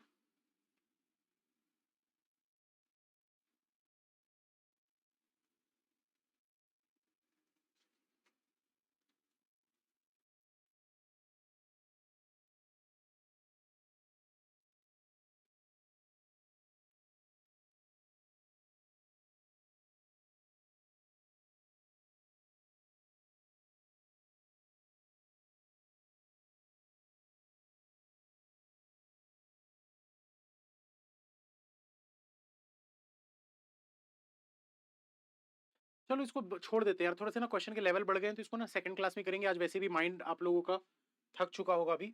17 कोई रिपीट करने बोल रहा है, एक बार देख लेता हूँ 17 में क्या था। If the given words are arranged in the order as they appear in a dictionary from right to left. ये तो सिंपल है यार, इसमें क्या दिक्कत है। इसमें आपको डिक्शनरी ऑर्डर में अरेंज करना है। डिक्शनरी ऑर्डर का मतलब क्या होता है, अगर मैं आपको ये वर्ड दे दूं BDCEA, अगर मैं इसको बोल रहा हूँ डिक्शनरी ऑर्डर में अरेंज करो, तो आप कैसे करोगे। यहां से राइट से अगर करना है तो ABCDE, ABCD के हिसाब से आपको अरेंज करना है, जो जिसके बाद आते जाता है। तो यहां पर देखो कौन कौन से वर्ड थे जिससे स्टार्ट हो रहे हैं वर्ड। ये देखो HFT, हैफ, जो ये वर्ड है ये H से स्टार्ट हो रहा है, ये C से, ये O से, ये T से, F से। ठीक है, तो आप बस इन लेटर को देख लो, HCOTF। इनको आपको डिक्शनरी ऑर्डर में अरेंज करना है। तो डिक्शनरी ऑर्डर में राइट से लेफ्ट अरेंज करना था। ABCD काउंट करते जाओ, ABC ये आ जाएगा सबसे पहले, फिर DEF ये F आ जाएगा, GH H आ गया, IJKLMNO आ गया, PQRST आ गया। तो अब आपसे क्या पूछा था, second from the left, left side से सेकंड O था, ये O आपका आंसर बन गया।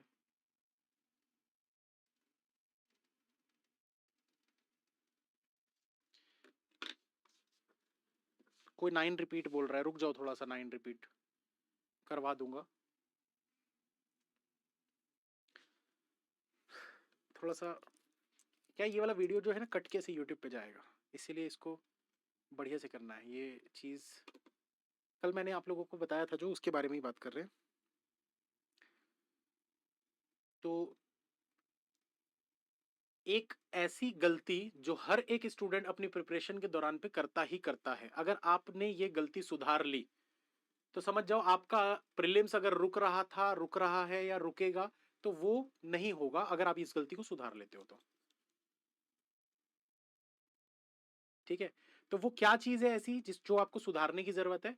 अक्सर होता ये है, मैंने अपने पूरे 8-9 साल के टीचिंग एक्सपीरियंस, 10 साल हो गया अप्रोक्स अप्रोक्स, उसमें मैंने ये चीज नोटिस किया है कि हर बच्चा, ये जो टॉपिक होते हैं ना, जैसे कि रीजनिंग की अगर मैं बात करूं, तो coding, decoding, inequality, number series, alphabet test, number test, या फिर ब्लड रिलेशन, डायरेक्शन, डिस्टेंस, इन टॉपिक की प्रैक्टिस नहीं करते। इन टॉपिक को ये सोच के कि यार ये तो इजी है, ये तो हम बना लेंगे, ये तो इजी है, ये तो हम बना लेंगे। ठीक है, ये चीज हर कोई सोचता है। सेम चीज अगर क्वांट की बात करें तो simplification, approximation, number series, quadratic equation, ये वाले टॉपिक जब वो सीख जाते हैं शुरुआत में 1-2 महीना करके, उसके बाद उसकी प्रैक्टिस करना बंद कर देते हैं। यही वो गलती है जिसकी वजह से वो दूसरों से पीछे रह जाते हैं जो लोग प्रैक्टिस कर रहे हैं। आपने ये लाइन तो हमेशा सुनी होगी, practice makes a man perfect. आपको आता है, ठीक है, बहुत अच्छी बात है कि आपने कोई टॉपिक को 4 दिन में सीख लिया। हो सकता है कि एक वीक बच्चा उसको 40 दिन में सीखा उस टॉपिक को, लेकिन 400 दिन उसकी प्रैक्टिस किया है, तो वो आपसे तेज निकल जाएगा, वो आपसे जल्दी उस क्वेश्चन को सॉल्व कर लेगा, क्योंकि आपने 4 दिन में उस टॉपिक को सीख लिया और 40 दिन उसकी प्रैक्टिस कर ली। लेकिन उस बंदे ने सीखने में ही 40 दिन लगा दिए, उसको समझ ही नहीं आ रहा था, सीखते सीखते ही उसको 40 दिन लग गए, लेकिन उसने 400 दिन की उसकी प्रैक्टिस की, तो वो डेफिनेटली आपसे आगे निकलेगा ही निकलेगा। इस बात को समझना, इस बात को समझना कि आपको इन टॉपिक की प्रैक्टिस करना बहुत ज्यादा जरूरी है, क्योंकि जब आप प्रीलिम्स देने जाते हो 20 मिनट में आपको 35 क्वेश्चन करने होते हैं, चाहे क्वांट हो चाहे रीजनिंग हो। 20 मिनट में 35। पिछली बार तो पैटर्न भी चेंज हो गया था, क्वांट में कम हो गए थे, रीजनिंग में बढ़ा दिए गए थे, 40 क्वेश्चन हो गए थे। तो आप लोग इस चीज को याद रखो, 40 क्वेश्चन करना है, या 35 ही मान के चलते हैं, 35 क्वेश्चन 20 मिनट में करना है। तो ये जितने भी टॉपिक होते हैं जिनके मैंने नाम लिए, सिलॉजिज्म हो गया, नंबर सीरीज हो गया, नंबर टेस्ट हो गया, अल्फाबेट टेस्ट हो गया, अल्फा न्यूमेरिक सीरीज हो गया, इनइक्वालिटी हो गया, कोडिंग डिकोडिंग हो गया, ये वो टॉपिक है जिनको हम बोलते हैं मोस्ट स्कोरिंग टॉपिक। अगर आप ये मोस्ट स्कोरिंग टॉपिक वाले की प्रैक्टिस रेगुलर बेसिस पर नहीं करोगे तो आप जल्दी जल्दी स्कोर नहीं कर पाओगे। और ये टॉपिक में समय बचाओगे तब तो पजल बनाने के लिए आपके पास समय बचेगा। ज्यादातर बच्चे क्या गलती करते हैं, पहले पजल बनाने लग जाते हैं, बाद में उनके पास समय ही नहीं बचता। और समय क्यों नहीं बचता, क्योंकि पजल पहले बनाने लग गए, अब जब पूरे पजल बना लोगे, हो सकता है आखिरी पजल में फंस गए।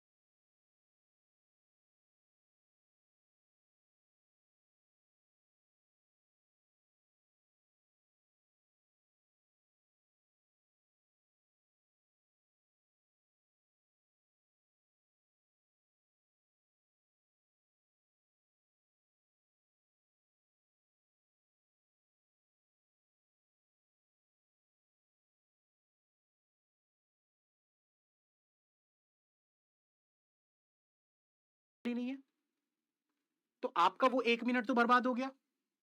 इसीलिए अगर आपके पास लास्ट के लिए कुछ मिसलेनियस बचे होते ना, कुछ भी बचा होता, कुछ भी, जैसे सिलॉजिज्म ही बोल सकते हो आप, ऐसा क्वेश्चन नहीं जिसके लिए कंप्लीट सेट सॉल्व करना पड़ता है, जैसे कि ब्लड रिलेशन, जब तक आप उसको पूरा सॉल्व नहीं करोगे रिलेशन को, आप उसके क्वेश्चन मार्क नहीं कर पाओगे। वैसे क्वेश्चन को छोड़ने नहीं बोल रहा हूं। पता चला ब्लड रिलेशन छोड़ के बैठ गए और आखिर में फिर बोल रहे सर आपने कहा था छोड़ने के लिए, मैंने ब्लड रिलेशन छोड़ा और लास्ट 1 मिनट में मैं नहीं बना पाया। तो ये मत बोलना। ऐसे क्वेश्चन जो इंडिविजुअल होते हैं, जैसे इनइक्वालिटी, कोडेड इनइक्वालिटी नहीं, इन इक्वालिटी, जो आप 5 क्वेश्चन है, 3 भी बनाओगे बन सकता है, 2 भी बनाओगे बन सकता है, तो कम से कम कुछ तो बनेगा, कुछ तो नंबर आपके ज्यादा होंगे। तो इसीलिए ये स्ट्रेटेजी को थोड़ी सी आप फॉलो करिए। दूसरी चीज कि आप मिसलेनियस के जो क्वेश्चन है इनकी प्रैक्टिस को रेगुलर बेसिस पे रखिए। अब बच्चे ये भी पूछते हैं हर साल, स्टूडेंट्स ये पूछते हैं कि सर कितनी प्रैक्टिस करनी चाहिए, कितनी प्रैक्टिस इनफ होगी हमारी मिसलेनियस के लिए। तो मेरे हिसाब से 30 मिनट डेली। पहले तो आप पूरे अच्छे से सारे टॉपिक को सीख लो, जब सारे टॉपिक आप सीख जाओगे ना, तो ये 30 मिनट आपके लिए मोर देन सफिशियंट है सारे टॉपिक की प्रैक्टिस करने के लिए। एक कोडिंग डिकोडिंग का पूरा कंप्लीट 5 क्वेश्चन का सेट बनाने में हार्डली 3 मिनट से 4 मिनट लगते हैं। इनइक्वालिटी के 2-4 क्वेश्चन, 5 क्वेश्चन बनाने में हार्डली 1 से 1.5 मिनट लगता है, जब आपका पूरा टॉपिक कवर हो जाएगा, जब आप सीख जाओगे तब। शुरुआत में चाहो तो 30 मिनट के बदले आप 45 मिनट भी रख सकते हो, लेकिन बाद में 30 मिनट भी अगर आप मिसलेनियस क्वेश्चंस को दे रहे हो ना, मोस्ट स्कोरिंग टॉपिक को दे रहे हो, मोर देन सफिशियंट है। क्वांट की अगर बात करूं, क्वांट में कितना समय देना चाहिए, क्वांट में भी 30 मिनट आप दे सकते हो। क्वांट में भी आप 30 मिनट दे सकते हो। मोस्ट स्कोरिंग टॉपिक कौन कौन से टॉपिक होते हैं most scoring? Simplification, approximation, number series, quadratic equation. ये जो 4 टॉपिक हैं, एक और होता है शायद, नहीं, तो यही 4 टॉपिक है। इन 4 टॉपिक को अगर आप रेगुलर बेसिस पे 5 सिंप्लीफिकेशन, 5 अप्रोक्सीमेशन, 5 नंबर सीरीज और 5 क्वाड्रेटिक इक्वेशन, खत्म। इस 20 क्वेश्चन को बनाने में आपको 30-40 मिनट से ज्यादा नहीं लगेगा। बिगिनर भी हो तो 45 मिनट मान के चलो, उससे ज्यादा नहीं लगेगा। इस स्ट्रेटेजी को फॉलो करिए दोस्तों, इस अप्रोच को फॉलो करिए। मैं गारंटी देता हूं आपका सिलेक्शन बहुत जल्दी होगा, और अगर आपके पेपर रुक रहे थे, नहीं रुक रहे थे, या रुकेंगे, जो भी है वो सब कुछ खत्म हो जाएगा। जोर से बोलो जय माता दी। All the best, you can and you will, अगर आप चाहें तो।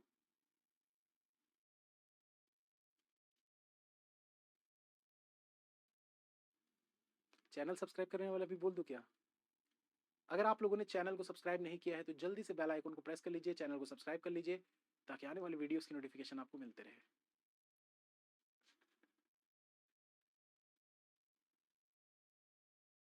देखो 2 चैनल है मेरे, आप लोगों को भी मैं बता रहा हूँ, जितने भी स्टूडेंट्स हैं, बैंकिंग क्रॉनिकल ये मेरा मेन चैनल है। इसको तो जरूर आप लोग सब्सक्राइब कर लो, अगर नहीं की हो तो। इसमें आपको 1000 से ज्यादा वीडियोस मिल जाएंगे, बहुत जबरदस्त वाले वीडियोस भी हैं प्रैक्टिस करने के लिए। क्योंकि एक बार कोर्स खत्म हो जाएगा तो कोर्स में तो दिन में एक ही क्लास होती है, हफ्ते में 5 ही क्लास होती है। अगर आपको लगेगा कि रीजनिंग की और प्रैक्टिस करनी है तो फिर वो कहाँ से करोगे, तो वो आप यहाँ जाके प्रैक्टिस कर सकते हो, पुराने प्लेलिस्ट वगैरह ओपन करके। पैटर्न वगैरह कुछ चेंज नहीं होता है, लेवल वगैरह कुछ चेंज नहीं होता है, जो पिछले 5-7 सालों से चल रहा है वैसा का वैसे ही चल रहा है। रीजनिंग की बात कर रहा हूँ, बहुत ज्यादा कोई चेंजेस नहीं है। आप पुराने जितने भी क्वेश्चन है वो सब कर सकते हो। बहुत अच्छी अच्छी प्लेलिस्ट इसमें मैंने बना के रखी हुई है, वो सारी आप लोग सॉल्व करके प्रैक्टिस अपनी कर सकते हो। दूसरा है ब्रेन बॉक्स, ये तो अभी अभी मैंने स्टार्ट किया था कुछ 1 आध साल पहले ही। वो वाला मेरा 9-10 साल से चल रहा है चैनल।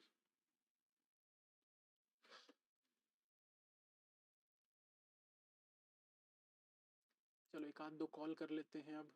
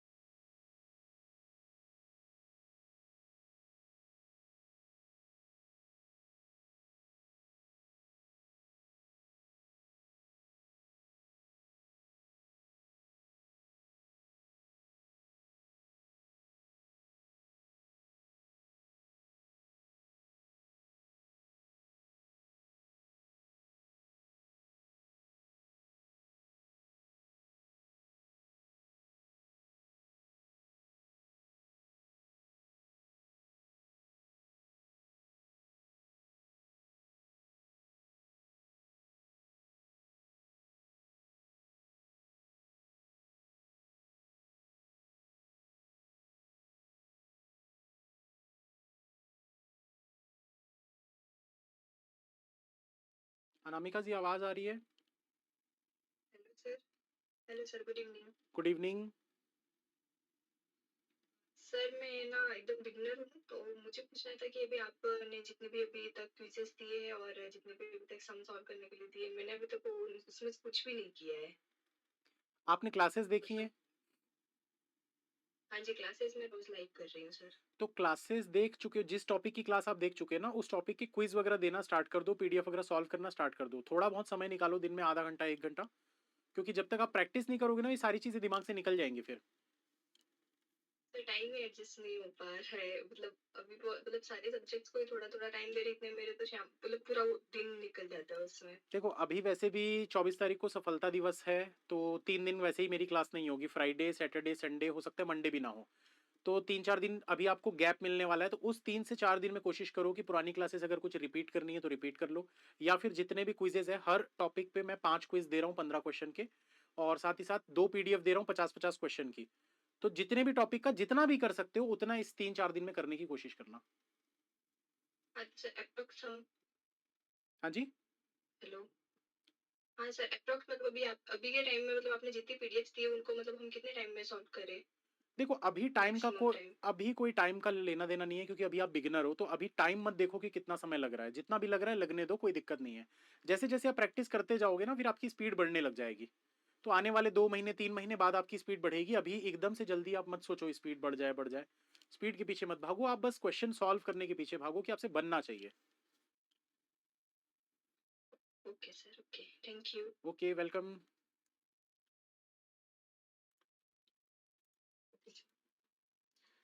चलिए दोस्तों, बस आज के लिए इतना ही खत्म करते हैं। मैं भी थक गया, खड़े खड़े पैर दर्द हो रहे हैं यार। बढ़िया काफ मसल बन रहे हैं मेरे ऐसे, 1.5-1.5 घंटा क्लास लेके।